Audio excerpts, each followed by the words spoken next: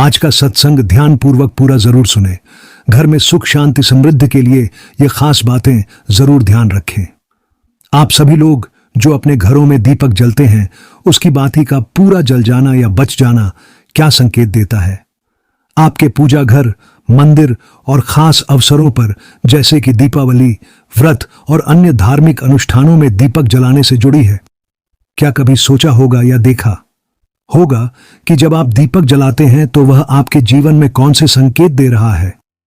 क्या आपकी दीपक की बाती पूरी तरह से जल जाती है या वह हाथ जली रह जाती है?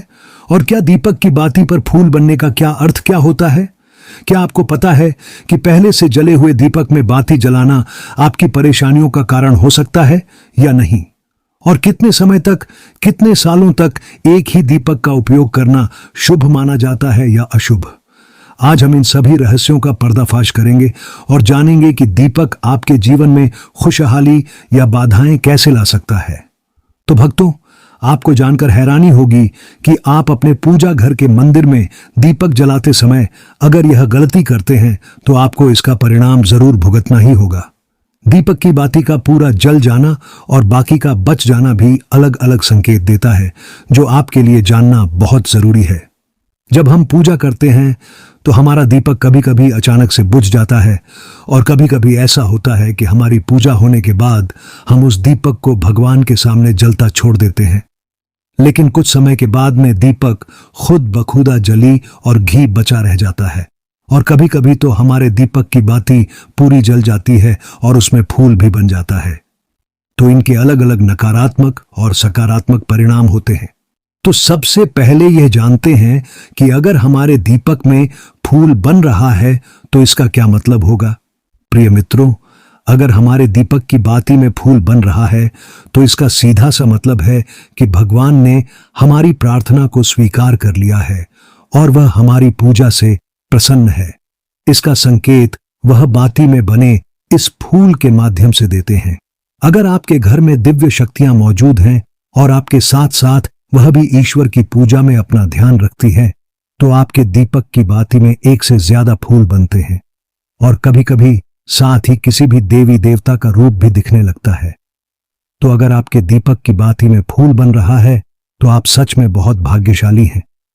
इसी के साथ दीपक जलाने के भी कुछ खास नियम आपको जरूर जानने चाहिए। भक्तों, अगर आप पहले से जले हुए दीपक में अपनी बाती रखकर जलाते हैं तो ऐसा करने से दुर्भाग्य आपका पीछा कभी नहीं छोड़ता है। अगर दीपक में पहले से जली हुई बाती की राख या फिर रुई और कालिक है और आपने अपनी बाती इसमें रखकर जला दी तो ऐसा करने से भगवान आपसे प्रसन्न होने की बजाय नाराज हो जाते हैं और आपको इसके बहुत ही भयानक परिणाम देखने को मिलते हैं। आपके बनते हुए काम बिगड़ने लगते हैं, आपको आपकी तिजोरी का धन खर्च होने लगता है और आपके धन आने के सारे रास्ते भी बंद हो जाते हैं। तो हमेशा यह ध्यान रखें कि जब भी आप दीपक जलाएं, आप हमेशा साफ सुथरे दीपक का ही इस्तेमाल करें। दोस्तों, इसी के साथ कुछ लोगों की आदत होती है कि वह हर थोड़े दिन बाद अपने दीपक को बदल देते हैं। इस पर गुरु जी का कहना है कि आप जिस दीपक से पूजा करते हैं उसे कभी मत बदलिए। आप उस दीपक को सिद्ध हो जाने दीजिए। जब कोई दीपक रोजाना भगवान के सामने जलता है तो वह दीपक समय के साथ सिद्ध हो जाता है। भगवान की सकारात्मक ऊर्जा उस दीपक में आ जाती है और जब भी आप वह दीपक जलाते हैं तो आपका तन और मन दोनों पवित्र हो जाते हैं। तो आप हर रोज उस दीपक को साफ कीजिए, फिर उसमें बाती रखकर जलाएं। आप जितनी बार भी दीपक जलाएं उतनी बार उस दीपक को साफ करके बार बार उसी दीपक में बाती जलाएं। लेकिन अगर आप गलती से भी उस दीपक को बदलते हैं तो आपकी तरक्की में रुकावट आ सकती है। इसलिए आप अपने दीपक को कभी भी मत बदलना। 10 साल 20 साल तक आप उसी दीपक में लगातार बाती जलाएं। इससे आपका दीपक सिद्ध हो जाएगा और आप इसका चमत्कार अपने घर में भी देख सकते हैं। अगर आपके घर में कोई भी रोगी हो, बीमार हो या किसी का बुखार नहीं जा रहा हो तो आप इस दीपक को थोड़ी देर के लिए किसी बर्तन में डालिए और अब उस रोगी को यह पानी पिला दीजिए। 10 से 15 मिनट के भीतर उसका बुखार उतर जाएगा। वहीं अगर आपके घर में किसी को नजर लगी हो या फिर आपके व्यापार में किसी की नजर लगी हो, आपका धंधा अच्छे से नहीं चल रहा हो, तो भी आप इस दीपक को तांबे के बर्तन में पानी भरकर उसमें डाल दीजिए और रात भर के लिए छोड़ दीजिए। अगले दिन सुबह पानी का छिड़काव अपने घर में और अपनी दुकान पर करिए। ऐसा करने से आपको साफ साफ परिणाम दिखाई देंगे, क्योंकि जब हम लगातार एक ही वस्तु का प्रयोग अपनी पूजा में करते हैं तो वह वस्तु शुद्ध हो जाती है। भगवान की जो ऊर्जा होती है वह उस वस्तु में समा जाती है। तो कभी भी अपने मंदिर के दीपक को बदलने की गलती ना करें। दोस्तों, अगर आपके मंदिर का दीपक टूट जाता है या फिर खराब हो जाता है या खंड हो जाता है, तभी आप उस दीपक को बदल सकते हैं। लेकिन फिर भी आप उस दीपक को ना फेंक, बल्कि इसे अपने घर में संभाल कर रखें, क्योंकि यह भगवान की सकारात्मक ऊर्जा का भंडार होता है। वहीं अब आपको यह भी बता देते हैं कि अगर आपके दीपक की बाती पूरी नहीं जलती है और आपके दीपक में घी बच जाता है तो इसका क्या परिणाम होता है। सबसे पहले यह देखिए कि अगर आप किसी भी पेड़ पौधे की पूजा कर रहे हैं और पूजा में जलाया हुआ दीपक पूरा नहीं जलता या फिर उसमें घी बच जाता है, तो इससे आपके घर में बीमारियां घर बना लेती हैं और यह बीमारी कभी भी आपका पीछा नहीं छोड़ेगी।